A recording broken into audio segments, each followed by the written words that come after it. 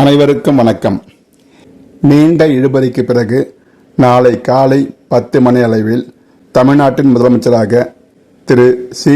Joseph Vijay பதவியேற்க உள்ளார். நடந்து முடிந்த தேர்தலில் யாரும் எதிர்பார்க்காத அளவுக்கு மிக பெரும் மக்கள் செல்வாக்கை பெற்று 108 இடங்களை பிடித்திருந்தாலும் ஆட்சி அமைப்பதற்கான 118 தொகுதிகள் அவருக்கு கிடைக்கவில்லை. அதற்காக பல்வேறு கட்சிகளின் ஆதரவை கோரியிருந்தார்.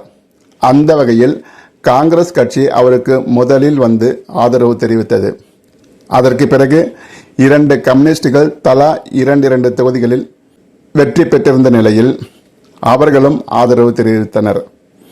இதற்கிடையே விடுதலை சிறுத்தைகள் கட்சி தலைவர் தொல் திருமாவளவன் இன்று மாலை அவருக்கு ஆதரவு கடிதம் அளித்தார். அந்த கடிதத்தையும் பெற்றுக்கொண்டு இந்திய முஸ்லீம் லீக் கட்சி அளிக்கும் ஆதரவையும் பெற்றுக்கொண்டு இன்று மாலை ஆளுநரை சந்திக்க சென்றார்.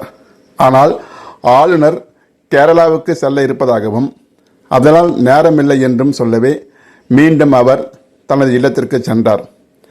அவர் சென்ற ஒரு அரை மணி நேரத்தில் மீண்டும் ஆளுநரிடமிருந்து அழைப்பு வந்தது. கேரளாவுக்கு செல்ல இருந்த பயண திட்டத்தை ரத்து செய்துவிட்டதாகவும் உடனே வந்து சந்திக்கும்படியும் கூறவே மீண்டும் 6:30 மணி அளவில் ஆளுநரை விஜய் சந்தித்து ஆதரவு கடிதங்களை கொடுத்தார். வெறும் கடிதங்களை கொடுத்தால் ஆளுநர் அலைக்கழிக்கிறார் என்பதை புரிந்து கொண்ட விஜய் இந்த முறை கூட்டணி கட்சி தலைவர்களையும், அதாவது ஆதரவு அளிக்கும் அந்த கட்சியில் உள்ள தலைவர்களையும் அழைத்து சென்றார். ஏறத்தாழ 1 மணி நேர ஆலோசனைக்கு பிறகு நாளை காலை 10 மணி அளவில் பதவி பிரமாணம் செய்து வைப்பதாக ஆளுநர் தரப்பு அறிவித்துள்ளது. கடந்த 4ஆம் தேதி தேர்தல் முடிவுகள் வெளியான போது தோற்றிய பரபரப்பு தமிழ்நாட்டில் இன்றுதான் ஒரு இறுதி கட்டத்தை எட்டியது. கடந்த 6 நாட்களாக தமிழ்நாடு முழுவதும் இது குறித்தே பேசப்பட்டது. அனைத்து கட்சி தலைவர்களும் தங்களது கண்டனங்களையும் பதிவு செய்து வந்தனர்.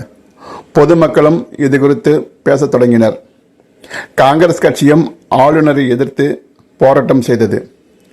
தாவேகா தொண்டர்களும் ஆங்காங்கே போராட்டம் செய்தனர்.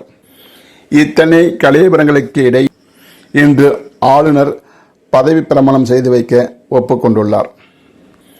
மக்கள் விஜய் மீது மிக பெரும் நம்பிக்கை வைத்து ஆட்சியை அவரிடம் கொடுத்துள்ளார்.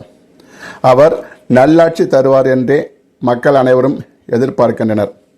மக்களின் எதிர்பார்ப்பிற்கு தகுந்தாற்போல் விஜய் ஆட்சியை நடத்தினால் இன்னும் 20 ஆண்டுகளுக்கு அவர்தான் முதலமைச்சராக இருப்பார். ஒருவேளை 1991 முதல் 96 வரை ஜெயலலிதா நடத்திய ஆட்சியைப் போல் பகட்டு அரசியலை நடத்தினால் விஜய் அரசியல் வாழ்க்கையில் சறுக்களை சந்திக்க வேண்டியதிருக்கும். பதவி ஏற்கும் இந்த நல்ல நேரத்தில் அவருடைய ஆட்சியை வரவேற்போம்.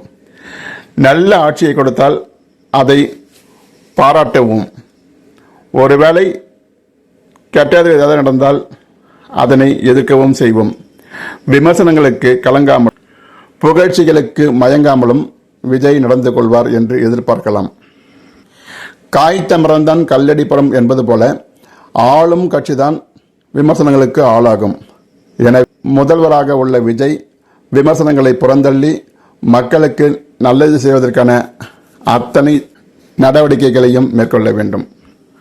30 ஆண்டுகளுக்கு முன்பு ஒரு சாதாரண நடிகனாக திரைத்துறைக்கு வந்த விஜய் 68 படங்களில் நடித்து இந்த அளவுக்கு மிகப்பெரிய அபரிதமான வளர்ச்சியை அடைந்தது வியப்புக்குரிய ஒன்றாகும்.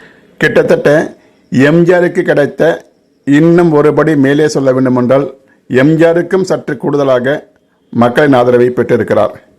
எம்ஜிஆர் கூட இவ்வளவு சுலபத்தில் இந்த வெற்றியை அடையவில்லை. அவர் திமுகவில் இருந்து பயணப்பட்டு கொஞ்சம் கொஞ்சமாக தான் இந்த இடத்திற்கு வந்தார். எம்ஜிஆர் பதவி ஏற்கும்போது அவருக்கு வயது 60, ஆனால் விஜய்க்கு இப்போது 52. ஜெயலலிதா முதல்வராக பதவியேற்கும் போது அவருக்கு வயது 42. திரு மு. கருணாநிதி அவர்கள் பதவியேற்கும் போது 44. அதற்கு பிறகு மிக இளம் வயதில் பதவியேற்கும் முதல்வர் விஜயாகத்தான் இருப்பார். புதிதாக பதவியேற்கும் திரு சி. ஜோசப் விஜய்க்கு வாழ்த்துக்கள்.